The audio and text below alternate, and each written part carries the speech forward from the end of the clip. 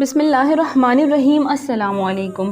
کچھ لڑکیاں سب سے بے نیاز اپنی اداؤں سے سب کو گھائل کرتی مدرسہ عزیزیہ کے سامنے سے گزر رہی تھی کہ حضرت شاہ محمد اسماعیل رحمۃ اللہ علیہ کی نظر ان پر پڑ گئی۔ حضرت نے اپنے ساتھیوں سے پوچھا، یہ کون ہیں؟ ساتھیوں نے بتایا کہ یہ طوائفیں ہیں اور کسی ناچ رنگ کی محفل میں جا رہی ہیں۔ حضرت شاہ صاحب نے فرمایا، اچھا یہ تو بتاؤ کہ کس مذہب سے تعلق رکھتی ہیں؟ انہوں نے بتایا کہ یہ دین اسلام ہی کو بدنام کرنے والی ہے، اپنے آپ کو مسلمان کہتی ہیں۔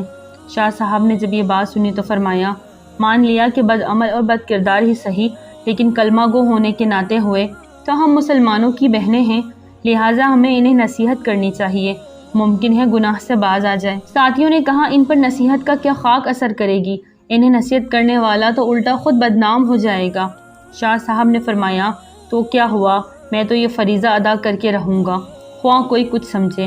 ساتھیوں نے عرض کیا، حضرت آپ کا ان کے پاس جانا قرائن مسلط نہیں ہے، آپ کو پتہ ہے کہ شہر کے چاروں طرف آپ کے مذہبی مخالفین ہیں جو آپ کو بدنام کرنے کا کوئی موقع نہیں چھوڑتے۔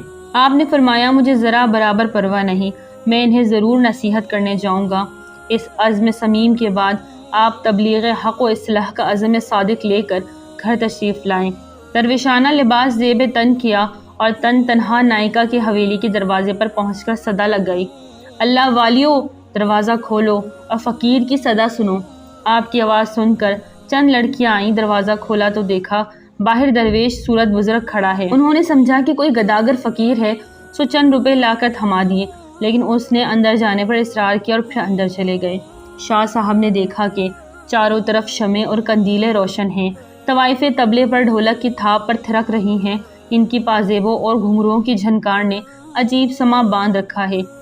جو ہی نائکا کی نگاہ اس فقیر بے نوا پر پڑی، اس پر ہیبت طاری ہو گئی۔ وہ جانتی تھی کہ اس کے سامنے فقیرانہ لباس میں گداگر نہیں بلکہ شاہ اسماعیل کھڑے ہیں، جو حضرت شاہ ولی اللہ کے پوتے شاہ عبدالعزیز، شاہ رفیع الدین، شاہ عبدالقادر کے بھتیجے ہیں۔ نائکا تیزی سے اپنی نشست سے اٹھی اور احترام کے ساتھ ان کے سامنے جا کھڑی ہوئی، بڑے ادب سے عرض کیا، حضرت آپ نے ہم سیاہ کاروں کے پاس آنے کی زحمت کیوں کی؟ آپ نے پیغام بھیج دیا ہوتا، ہم آپ کی خدمت میں حاضر ہو جاتی۔ آپ نے فرمایا، بڑی بی، تم نے ساری زندگی لوگوں کو راگ و سرور سنایا ہے، آج کچھ دیر ہم فقیروں کی صدا بھی سن لو۔ جی سنائیے، ہم مکمل توجہ کے ساتھ آپ کا بیان سنیں گے۔ یہ کہہ کر اس نے تمام طوائفوں کے پازیبے اتارنے اور طبلے ڈھولکیاں بند کر کے واز سننے کا حکم دے دیا۔ وہ ہمتاً گوش ہو کر بیٹھ گئی۔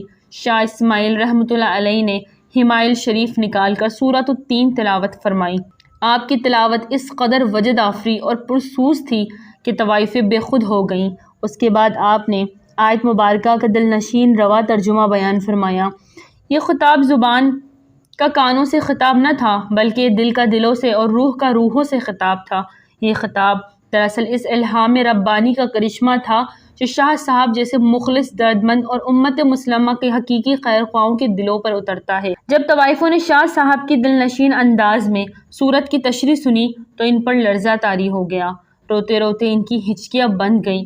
شاہ صاحب نے جب ان کی آنکھوں میں آنسوؤں کی جھڑکیاں دیکھی تو انہوں نے بیان کا رخ توبہ کی طرف موڑ دیا اور بتایا کہ جو گناہ کر بیٹھے پھر اللہ سے اس کی معافی مانگ لے تو اللہ بڑا رحیم ہے، وہ معاف بھی کر دیتا ہے، بلکہ اسے تو اپنے گناہ گار اور سیاہ کار بندوں کی توبہ سے بے حد خوشی ہوتی ہے۔ آپ نے توبہ کے اتنے فضائل بیان کیے کہ ان کی سسکیاں بند گئیں۔ کسی ذریعے سے شہر والوں کو اس واز کی خبر ہو گئی، وہ دوڑے دوڑے آئے اور مکانوں کی چھتوں، دیواروں، چوکوں اور گلیوں میں کھڑے ہو کر واز سننے لگے۔ تا حد نگاہ لوگوں کے سر ہی سر نظر آنے لگے۔ شاہ صاحب نے انہیں اٹھ کر وضو کرنے اور 2 رکعت نوافل ادا کرنے کی ہدایت دی۔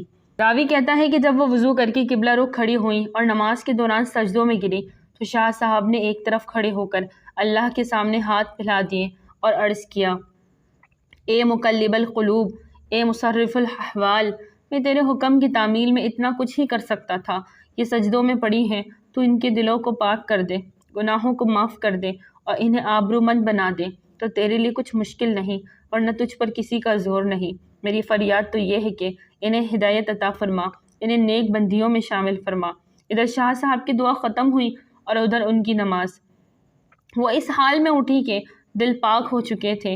اب شاہ صاحب نے عفت ماں باپ، زندگی کی برکات اور نکاح کی فضیلت بیان کرنی شروع کی، اور اس موضوع کو اس قدر خوش اسلوبی سے بیان کیا کہ تمام طوائفیں گناہ کی زندگی پر کف افسوس کرنے لگی اور نکاح پر راضی ہو گئی۔